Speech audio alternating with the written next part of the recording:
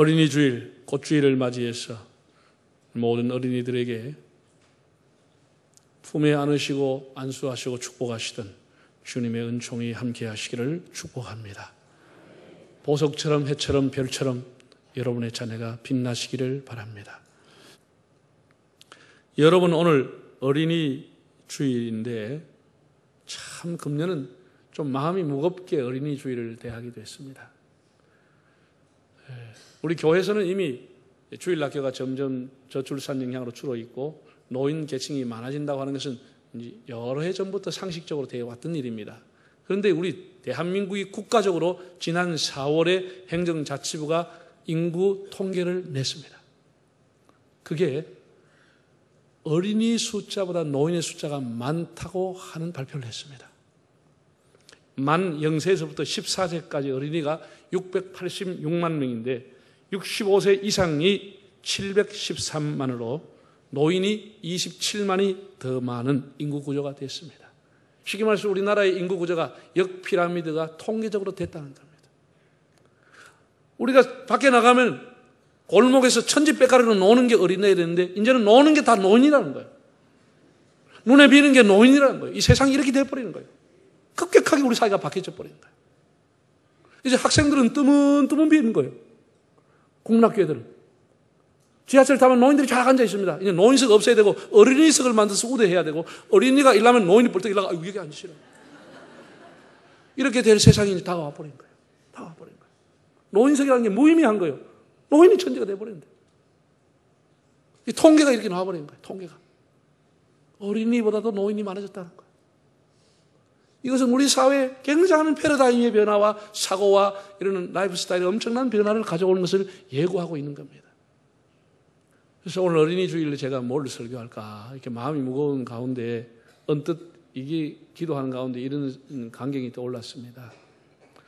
한 번씩 우리 집사님 아이들이 이제 군에 입대한다고 아들을 데리고 제 방에 와서 기도해 달라고 옵니다. 군대 가는 아들 이제 떠나보내야 되는 그 부모의 입장이 얼마나 마음이 무겁겠습니까? 그래서 제가 기도를 해주죠. 언제 가느냐? 월요일 갑니다. 어디로 갔냐? 논산으로 갑니다. 뭐 양구로 갑니다. 원통으로 갑니다. 그래. 기도하자. 그래서 기도를 하고 제가 이제 교회에서 준비한 선물을 주고 부모님한테 물어봅니다. 애가 월요일 혼자 갑니까? 휴가를 내가 목사님 우리 가족들이 같이 공부대 데려다 주려고 합니다. 그러시라고. 그럼 여러분 한번 생각해 보세요. TV 같은 거 보면은 애들이 사복 입고 다 이제 머리 깎고 입구 군대 직결 장소인 군 입구까지 갑니다.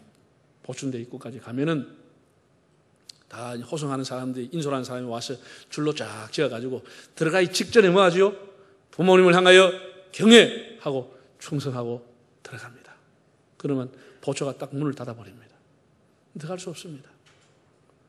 그 아빠든 엄마든 다 눈물을 닦아가면서 애들한테 손 흔들고 내려옵니다. 여러분, 그 험한 군대 생활, 그 험한 총건수를 하면서 어려운 군대 생활을 추울 때 더울 때 하는 그 아들을 살부치 가던 아들을 들여다보내고 부모가 해줄 수 있는 아무것도 없고 돌아오는 겁니다. 그래서 예수 믿으면 교회 와서 기도할 것 외에는 도와줄 게 아무것도 없습니다. 애가 총검수를 하는데 부모가 가서 도와줍니까? 내무관 간물 침대 정리해 줍니까? 세탁해 줄 수 있습니까? 아무것도 못하고 기도하는 것 외에는 해줄 게 아무것도 없습니다. 여러분이 사랑하는 배우자나 자녀나 혹은 부모 형제가 10시간, 8시간 대수술을 받게 되었다고 했을 때 여러분 할 수 있는 게 뭐죠? 환자복을 입혀가지고 병원 침대에 눕혀가지고 수술실까지 가는 것밖에는 더 이상 해줄 게 없습니다. 수술실, 마취실로 들어보내면 더 이상 해줄 게 아무것도 없습니다. 돌아와서 기도하는 것 외에는 할 게 아무것도 없습니다. 아무 도움 안 됩니다. 돈이 억수로 많고 권력이 아무리 많아도 그 안에 들어갈 수 없는 거예요. 수술실에. 해줄 수 있는 게 아무것도 없어요.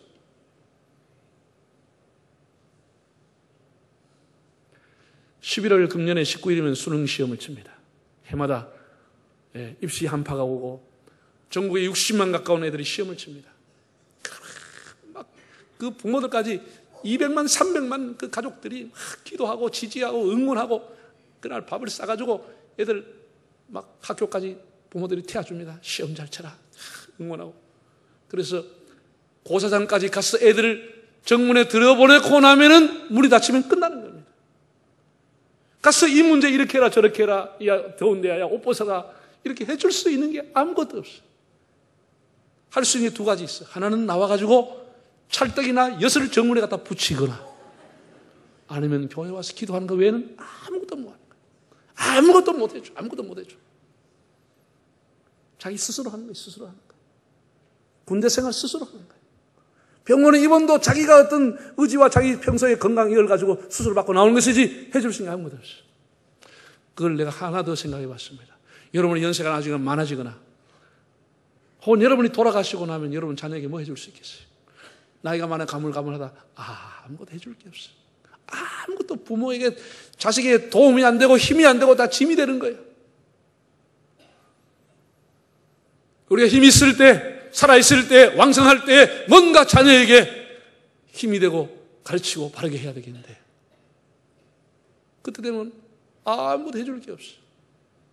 우리 자녀가 실패하고 어려움 당해가 눈물을 내도 해줄 수 있는 게 아무것도 없다고. 그래서 오늘 시편 127편에 있는 이 말씀을 생각을 해보았습니다. 이것은 솔로몬의 시편입니다. 시편 150편 중에 솔로몬의 시가 72편과 127편 두 편이 기록되어 있습니다. 1절을 한번 읽어보겠습니다. 여호와께서 집을 세우지 아니하시면 세우는 자의 수고가 헛되며 여호와께서 성을 지키지 아니하시면 파수꾼의 깨어있음이 헛되도다. 하나님이 집을 세우지 않으면 다 헛된 것이고, 하나님이 성을 지켜주시지 않으면 다 헛된 것이라고 그랬습니다. 마치 이것은 모사 제인이요 성사 제천이라는 그 사상을 방불케 하는 겁니다. 사람이 어떤 모의를 하고 전략을 꾸미고 세우긴 하지만은 그 일의 성사는 하늘에 달려있다, 하나님께 있다, 그런 뜻입니다. 여러분, 솔로몬이라고 하는 사람은 보통 왕이 아니죠. 다윗과 솔로몬 시대가 가장 강성한 국가를 이뤘고 영토가 가장 확장되었고 주변에 있는 나라들이 조공을 바칠 만큼 강한 군대를 갖고 있었습니다. 우리가 그 성지 순례를 하면은 헤롯이라고 하는 대헤롯이라고 하는 사람이 예루살렘 성전을 재건하기도 하고 뭐 여러 가지 많은 그 당시에 로마의 어떤 건축술을 가지고 건축한 것을 흔적이 남아있는 것을 보게 됩니다. 헤롯보다 더 위대한 건축가가 사실은 솔로몬입니다. 왜냐하면 솔로몬은 즉위한 지 4년째 되는 해부터 11년째까지 7년 동안에 예루살렘 성전을 지은 사람입니다. 여러분, 이 교회 뭐 1년 이내도 굉장히 길게 시간을 자고 잘 지는 건데 7년 동안 힘을 다해가지고 외소 내소 틈을 붙여가지고 기가 막히게 아름다운 집을 건축했습니다. 7년 걸렸습니다. 주전 959년에 1차 예루살렘 성전을 완공했습니다. 그리고 난 이후에 한 일은 13년 동안 왕궁을 지었습니다.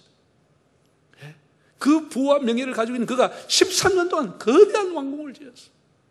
그러니까 건축한 것만, 다른 것 놔두고 성경에 기록한 것만 20년 동안 건축한 어떤 사람 못지않은 건축의 전문가입니다. 그럼에도 그 솔로몬은 온갖 지혜와 학식이 많았던 그가 하나님이 함께하지 아니하면 집을 세우는 자의 수고가 헛것이라고 했습니다. 아무리 설계가 대단하고 목수와 기술자가 대단하고 좋은 자세를 있어도 하나님이 함께하지는 건축 다 허무하다고 그랬습니다. 허사라고 그랬습니다. 여러분, 역사를 돌이켜 보십시오.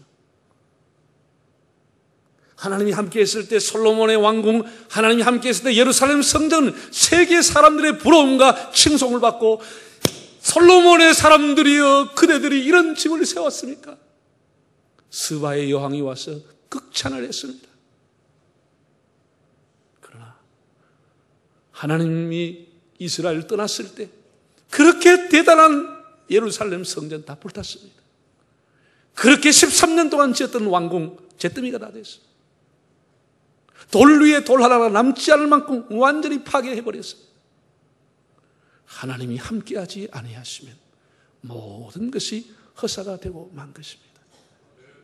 이걸 우리가 알아야 하는 거예요. 여러분, 어제 강원도 강릉 쪽에 바람이 불고 산불이 나가지고 밤새도록 불이 났다 그러죠. 지금 꺼졌는지 모르는데. 또 경북 상주에도 불 나가지고 밤새도록 탔다 그러죠. 우리가 한번 그 산을 조림하고 숲을 만드는데 50년, 100년이 걸려서 세워놓은 숲이 불 한 번 나면 밤새도록 다 잿더미가 돼버린 거예요. 한순간에 재가 되고 마는 거예요. 한순간에 무너지는 거예요. 사람이 수십 년 걸려 애써가 했던 노력이 한순간에 다 재가 될 수 있는 거예요. 이걸 알아야 됩니다. 그럼 산불만 그렇습니까? 우리 인생 살아가는 모든 것이 그런 거예요. 우리가 세우는데 오래 걸리지만 무너진 건 잠깐입니다. 여러분, 여호와께서 함께 하시는 가정이 되시기를 바랍니다. 여호와가 함께 하는 거예요. 2절에 뭐라고 그랬죠? 2절 한번 읽어볼까요? 너희가 일찍 일어나고 늦게 누우며 수고의 떡을 먹음이 헛되도다. 그러므로 여호와께서 그의 사랑하시는 자에게 잠을 주시는도다. 하나님이 없는 삶, 하나님이 없는 가정, 그 사람이 하는 모든 수고가 헛되다는 거예요. 이게 시편이 마치 전도서를 읽은 것과 같이 비슷하게 느낌이 오는 거죠. 잠이라고 하는 것이 사람의 수고와 고생의 결과로 잠을 잔다고 생각하지만 그 잠도 하나님이 주지 않으면 잘 수 없다고 그랬습니다. 미국의 스타워즈라고 하는 영화를 시리즈로 만든 감독자가 있는데 조지 러커스라고 하는 사람입니다. 이 사람이 자서전을 냈습니다. 그는 억만장자의 꿈을 가지고 30년을 애써서 이루었다고 했습니다. 그 자서전에 이렇게 나와 있습니다. 나는 쉴 줄도 모르고 성공을 위해 열심히 달려왔다.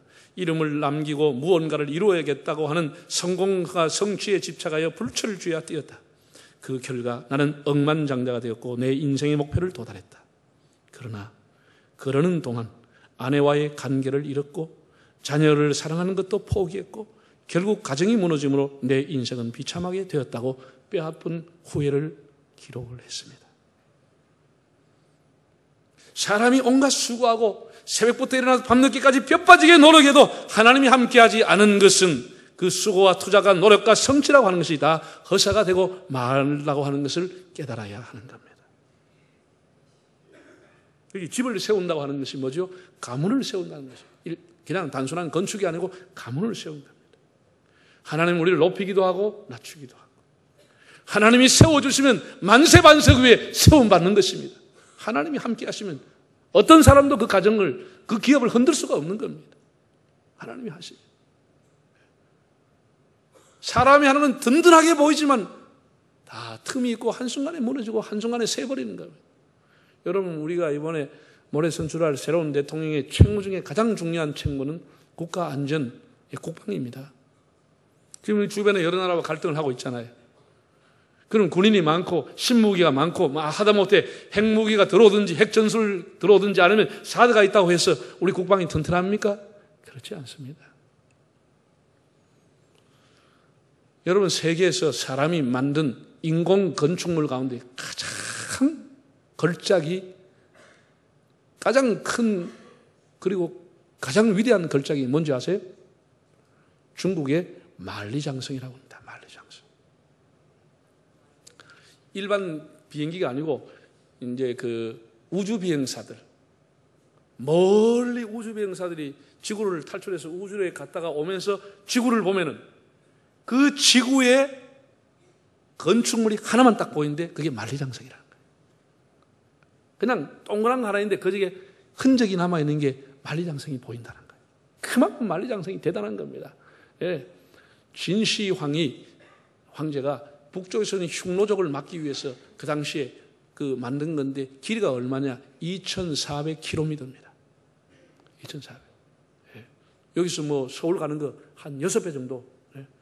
그렇게 길이를 만들었나? 2,400km. 그 옆에 가는 가지까지 하면 6,500km를 만들었습니다.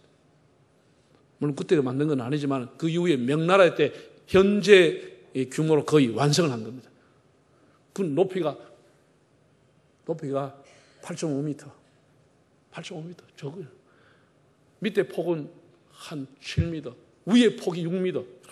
뚝뚝하게 해서 한 10줄 이상 군인들이 촥촥촥 지나가도 무너지지 않도록 그렇게 성을 만들어 놓은 거예요. 8.5m 높이로. 진시황이 주전 220년경의 사람, 이걸 축조한 사람입니다. 지금부터 2200년 전에 이 성을 만들었는데 이 성은 무너지지 않고 성문이 불타지도 않고, 물론 시간이 가면서 좀 퇴락한 부분들은 다 보수를 하고 있습니다. 그것은 시간이 가면서 세월이 약간 퇴락하게 한 것이지 적군이 침입해서 무너뜨리거나 성문을 불태운 적은 없습니다. 그만큼 견고한 건데, 군대가 많다, 성을 든든하게 쌓았다고 안전한 게 아닙니다. 여호와께서 함께하지 아니하면 그 성이, 그 나라가, 그 국방이 무너진다고 성경은 말하고 있는 것입니다. 정말 우리 하나님 앞에 기도해서 북한이 아무리 핵무기를 많이 가지고 중국이 아무리 우리를 위해서 협박하고 뭐 해도 하나님이 이 나라를 지켜주시면 건재할 수 있습니다. 그렇다고 우리가 해야 될 노력을 소홀해서는 안 되겠지만, 여러분 가정이든 자녀든 사업이든 우리 교회든 모든 게 흥망성쇠가 여호와께 있다, 하나님께 있다고 하는 사실을 꼭 명심하시기를 바랍니다. 마지막으로 4절 5절 한번 읽어볼까요? 젊은 자의 자식은 장사의 수중의 화살 같으니 이것이 그의 화살통에 가득한 자는 복되도다. 그들이 성문에서 그들의 원수와 담판할 때에 수치를 당하지 아니하리로다.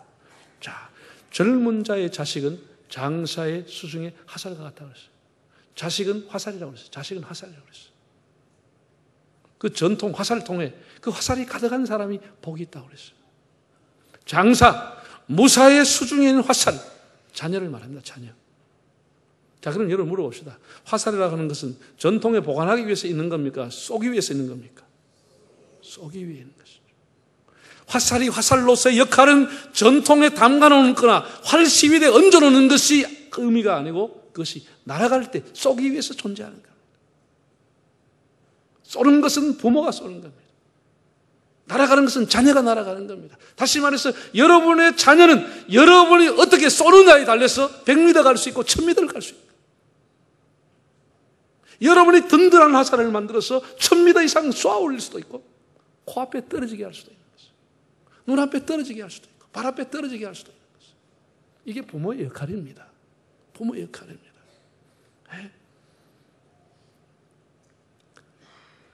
전통에 담아두려고 자식을 키우면 안 되는 겁니다.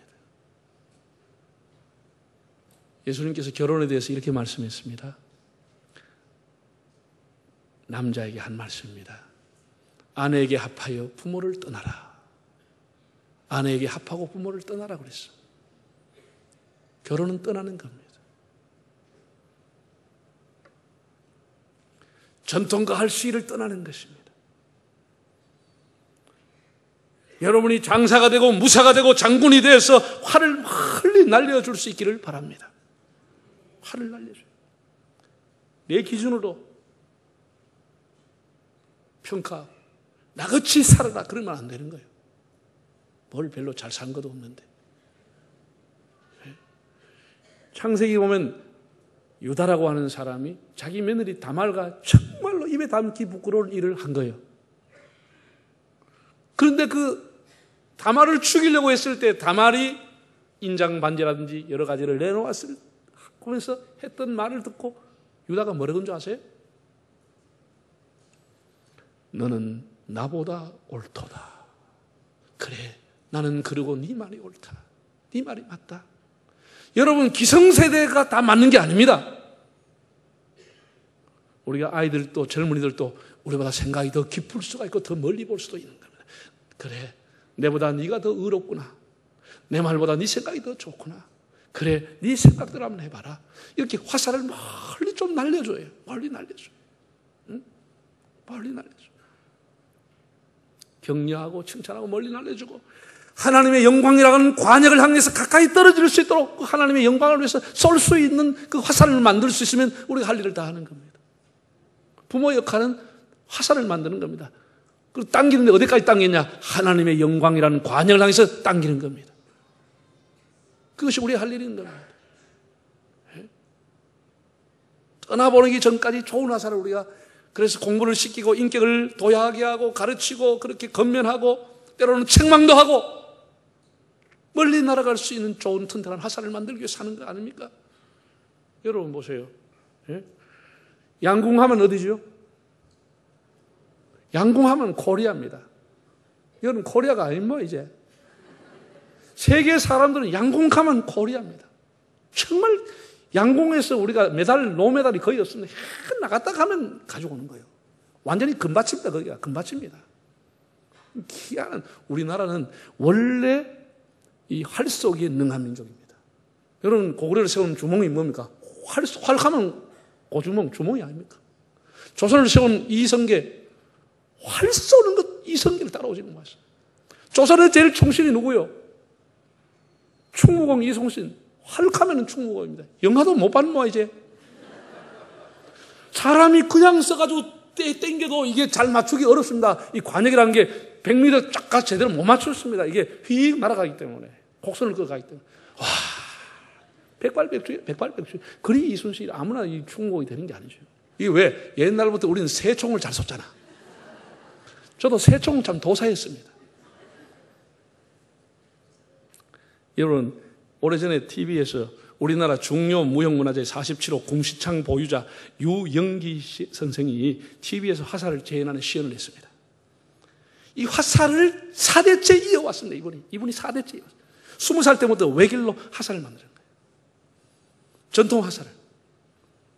항소의 무쇠, 항소의 이 자리냐, 이거 뭐 뿔, 무소의 뿔, 이걸 구해가지고 활을 만들고, 이걸 만들어가지고 하는데 너무너무 외길 가난하고 어려운 길이에요. 그리고 요새 뭐 과학이 발달, 누가 뭐 화살을 주문할 사람이 있어야지. 활을 주문할 사람이 있어야지. 그냥 집에 하나 걸어놓으려고 하는 사람 간혹 있어도 없는 거예요. 그거 먹고 살아야 되니까 얼마나 힘들어요. 그런데 지금도 그 우리나라의 중요 무형문화재로 나라에서 그분을 이제 이렇게 명인으로 인정했는데 그 아들이 60다 된 아들이 또 배우겠다 해서 5대째가 조교로 배우고 있어요. 손자 20살짜리 손자 또 배우겠다. 6대째까지 나왔어요. 안 돼. 너무 귀한 사람들이죠. 우리나라 전통화를 보존하기 위해 가지고. 그런데 우리나라가 양궁을 잘할 수밖에 없는 비결은 그분을 보면 알 수가 있습니다. 세계에서 뭐 카본, 알루미늄, 목재 뭐 여러 가지 그 화살을 촉을 이렇게 만들어 가지고 쏘는데 아무리 잘 쏴도 300m 이상은 못 간대요. 250m 가면 엄청 멀리 간 거고 300m 겨우 가면 한 3m 가까이 가는데 이 유영기 씨가 만든 화살은 400m를 간다는 거예요. 그리고 세계적으로 다른 데 이런 얘기하면 안 되는데 이게 금메달의 비결인 거예요. 400m를 날아가 버리니까 이게 이런 기술이 가지고 연습한 거예요. 그러니까 뭐 100m 이거는 눈 감고 땡겨보면 바로 맞춰버려요. 그냥 그 안에 있는 10전짜리 구멍을 요걸 뚫어버리니까 요 카메라를 깨버릴 정도로 해버리니까. 여러분 중요한 것은 여러분 가정의 자녀들이 이런 좋은 화살이 되기를 바랍니다. 불화살이 되지 말고 남을 죽이는 독화살이 되지 말고 하나님의 영광의 관역을 맞추는 축복의 화살이 되도록 그것이 부모 역할이에요. 부모 역할. 좋은 화살, 든든한 화살, 멀리 날아갈 수 있는 화살, 400m 날아갈 수 있는. 요 400m 어디요? 여기서 땡겨보면 서면까지 가버리는 거예요. 서면 로타리까지 가버리는 거예요. 세상. 이야, 기가 막히죠. 이게 우리나라 가진 축복이. 근데 이런 화살만 잘 만들지 말고 화살이 성경에 오늘 뭐라 그랬어요? 여러분 자녀 손자가 다 화살이라고 그랬어요. 장사의 수중에 있는 화살과 같다 그랬어요. 비리비리한 화살이 아니고 무사, 장사, 장군의 손에 담겨져 있는 화살이 되면은 여러분이 다 영적인 장군이 돼야 돼요. 그렇게 화살이 돼가지고 여러분의 자녀를 멀리 땡기고 날려서 하나님의 영광을 위해 쓰임받는 가정과 자녀가 되시기를 바랍니다. 다음 머리 숙이겠습니다.